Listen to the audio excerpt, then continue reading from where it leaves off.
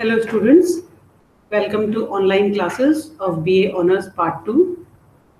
I am Dr. Gayatri Yadav, Associate Professor in Geography. हम लोग राजनीतिक भूगोल कर रहे हैं, पॉलिटिकल ज्योग्राफी, और आज का जो टॉपिक है हमारा वो है role of physical elements in political geography, राजनीतिक भूगोल में प्राकृतिक तत्व। हम पिछली 2 क्लासेस में भी ये टॉपिक कर चुके हैं और आज हम इसका 3rd पार्ट कर रहे हैं। और आज जो पार्ट हम डिस्कस करेंगे वो है किसी भी देश का या स्टेट का शेप या आकार।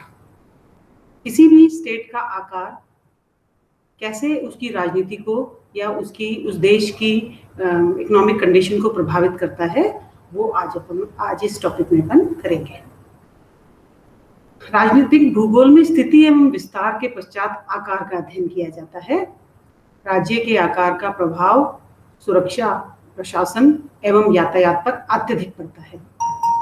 राज्यों के आकार की दृष्टि से आदर्श आकार वृत्ताकार होता है, सर्कुलर शेप मानी जाती है।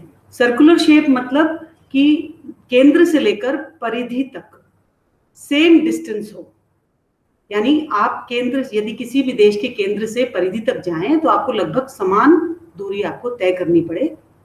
उससे केंद्र और जो परिधि है या उसकी बाउंड्रीज हैं स्टेट की, उनमें आपस में कांटेक्ट बना रहता है, ज्यादा दूरी नहीं होती। तो आदर्श आकार हमने किसको माना है? हमने वृत्ताकार या सर्कुलर शेप को आदर्श आकार माना है, और ये माना है कि मध्य में उसके राजधानी स्थित रहती है। परंतु स्टूडेंट्स, आप जानते हो कि सभी नेशंस की या स्टेट्स की या देशों की अलग अलग शेप होती है। सर्कुलर शेप एक आदर्श शेप है जो कि बहुत कम देशों में मिलती है। इस प्रकार की आदर्श दशा का सर्वथा अभाव है। यद्यपि विश्व के प्रत्येक राज्य के आकार में भिन्नता होती है, किंतु अध्ययन की सुविधा के लिए हमने कुछ जो फिक्स आकार है, कुछ जो शेप्स हैं, उनको हमने इस चैप्टर में या इस टॉपिक में पढ़ा है। तो राजनीतिक भूगोल में निम्नलिखित प्रकार के आकार वर्णित किए जाते हैं। लंबाकार माने इलोंगेटेड शेप। इसमें राज्य की लंबाई चौड़ाई से बहुत ज्यादा होती है। सामान्यतः लंबाकार आकृति में लंबाई औसत चौड़ाई से 6 गुनी अधिक होती है। इसका मतलब एक स्ट्रिप के रूप में, यानी एक रिबन के रूप में वो देश या राज्य फैला रहता है। और इसके उदाहरण हैं Chile, Norway, Sweden, Italy, Panama, Togo और मालावी। ये सब लंबाकार आकृति के राज्य हैं। स्टूडेंट्स, आपको इस टॉपिक को पढ़ते वक्त आपको एटलस में इन सब राज्यों की या देशों की शेप देखनी चाहिए, जिससे कि आपको पता चल जाए कि ये लंबाकार आकृति किस प्रकार की होती है। इस प्रकार के आकार में सबसे अधिक कठिनाई सीमा सुरक्षा की होती है। इसके अंतर्गत परिवहन के साधनों की अधिक आवश्यकता होती है। लंबी शेप है तो बहुत दूर तक परिवहन साधन की आवश्यकता होती है, तथा आंतरिक प्रशासन में भी कठिनाई आती है। इस प्रकार के आकार का केवल एक लाभ होता है। लाभ ये होता है कि यदि वो लंबाकार आकार है तो बहुत सारे लैटिट्यूड्स को या बहुत सारे अक्षांशों को वो देश कवर करेगा। तो उसमें बहुत सारे जलवायु विभाग होंगे, जिससे विविध कृषि उपजों का उत्पादन संभव हो सकता है। इसका मतलब उस देश में हमको एग्रीकल्चरल डाइवर्सिटी मिलेगी, या हमको कृषि उपज की डाइवर्सिटी, अनेक प्रकार की उपज हमको मिलेगी। दूसरी जो शेप है वो है आयताकार अथवा वृत्ताकार, रेक्टेंगुलर और सर्कुलर शेप। मतलब एक कंसाइज शेप, गोल हो चाहे रेक्टेंगुलर हो चाहे थोड़ी सी डिफरेंट हो, लेकिन रेक्टेंगुलर या सर्कुलर शेप। सैद्धांतिक दृष्टि से एक राज्य की सीमा मध्य स्थल से लगभग समान दूरी पर स्थित होने पर सीमा सुरक्षा एवं प्रशासन को सुविधा होती है। यद्यपि पूर्णतया वृत्ताकार राज्य विश्व में नहीं है, किंतु कुछ अंशों में आयताकार एवं वृत्ताकार स्वरूप दृष्टिगत हो जाते हैं, जैसे यूरुग्वे, बेल्जियम, पोलैंड, सूडान। ये राज्य या ये देश ऐसे हैं जिनकी शेप जो है वो हम आइडियल मान सकते हैं कि यदि इनके बीच में हम राजधानी को स्थित करें तो लगभग सारा देश जो है वो राजधानी से सम दूरी पर हमको मिलेगा। तीसरा है संयुक्त आकार, कॉम्पैक्ट शेप। इसमें राज्य का आकार एक संयुक्त खंड के रूप में विस्तृत होता है। इस प्रकार के आकार में राज्य को अनेक लाभ होते हैं, जैसे सीमाओं की लंबाई कम होने से सुरक्षा में सुविधा रहती है, परिवहन के साधनों का समुचित उपयोग होता है तथा प्रशासन में भी सुविधा रहती है। इस प्रकार के देश हैं हंगरी, रोमानिया, फ्रांस और ईरान। नेक्स्ट है फोर्थ, विस्फोटाकार। अनेक राज्यों का संयुक्त आकार होते हुए भी एक भाग लंबा रूप में निकला होता है। इस प्रकार के राज्य अनेक बार आंतरिक कठिनाइयों में फंस जाते हैं। एशिया में म्यांमार एवं थाईलैंड इस प्रकार के उदाहरण हैं। छोटे छोटे टुकड़े इनके यहाँ वहाँ फैले हुए हैं समुद्र में। अफ्रीका में कॉन्गो का संयुक्त आकार होते हुए भी दो अग्रभाग क्रमशः पश्चिम एवं दक्षिण पूर्व में है। पांचवी जो शेप है वो है विच्छिन्नाकार, फ्रैगमेंटेड शेप। फ्रैगमेंटेड माने अनेक खंड, टूटा हुआ। फ्रैगमेंटेड शब्द जो है विच्छिन्न यानी कि दूर, एक दूसरे से छिटके हुए दूर। राज्य का आकार जब संयुक्त रूप न रहकर अनेक खंडों में विभक्त होता है तब उसको विच्छिन्नाकार की संज्ञा दी जाती है। इंडोनेशिया, जापान, फिलिपाइन ये सब इसके उदाहरण हैं। जापान में 4 मुख्य द्वीप हैं, आप लोग जानते हैं। इंडोनेशिया भी कुछ 3-4 मुख्य द्वीपों के अंदर बटा हुआ है और इनके अलावा भी इन दोनों देशों में और छोटे छोटे बहुत से द्वीप हैं। तो कटे फिटे एक दूसरे से समुद्र में दूरी बनाए हुए इनके द्वीप हैं। फिलिपाइन भी इसी प्रकार का देश है।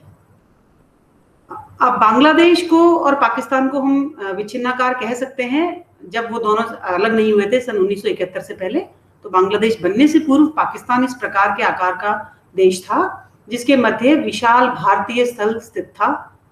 इस प्रकार के राज्य में प्रशासनिक कठिनाइयां उत्पन्न हो जाती हैं क्योंकि परिवहन 2 प्रकार से सुदृढ़ होना चाहिए। एक तो भूमि के ऊपर परिवहन और दूसरा उनका जल परिवहन भी बहुत अच्छा होना चाहिए। बीच में जल आ जाता है तो उस परिवहन को तोड़कर फिर जल से यात्रा करनी होती है। तो इस प्रकार से इनमें कठिनाइयां उत्पन्न होती हैं। अनेक बार राज्य की राजधानी एक क्षेत्र में स्थित होती है और दूसरे क्षेत्र उसकी दूरी पर स्थित होने के कारण गतिरोध उत्पन्न हो जाता है। नेक्स्ट जो आकार है वो है प्रकीर्ण आकार, स्कैटर्ड शेप। प्रकीर्ण शब्द से ही आप फिर समझ सकते हैं कि वे राज्य जिनके क्षेत्र विश्व के विभिन्न भागों में विस्तृत होते हैं, माने कि उनका देश एक स्थान पर है और कहीं दूर उस देश का कोई भाग है। यदि आप उदाहरण लेना चाहो तो वैसे यूएसए को हम कॉम्पैक्ट कह सकते हैं, लेकिन यूएसए का एक राज्य अलास्का उससे बहुत कई अक्षांश उससे दूर है।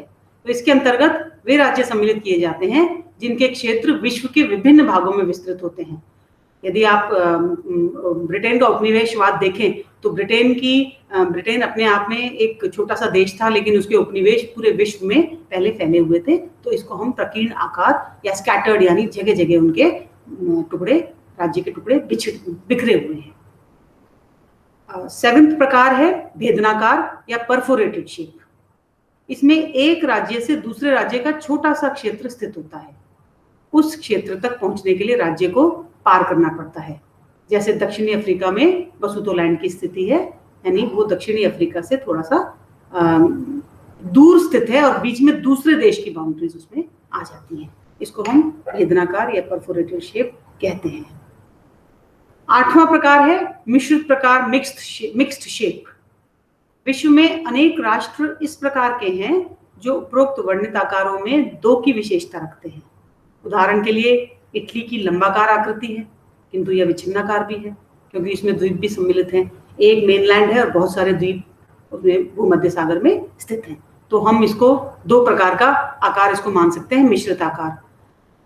जापान की भी यही स्थिति है, वो लंबाकार भी है और वो विच्छिन्नाकार भी है।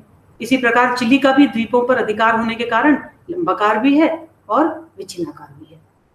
कभी कभी जब एक राज्य अपने आकार में वृद्धि इस प्रकार करता है कि वह पर्वतीय सीमा के पार हो जाता है तो उसे ग्लेसियर्स के नाम से संबोधित किया जाता है। और स्विट्जरलैंड एक ऐसा नेशन है जिसमें कि 2 ग्लेसियर्स हैं, यानी कि पर्वत बीच में आ जाता है और पर्वत के पार उसकी 2 टेरिटरीज हैं।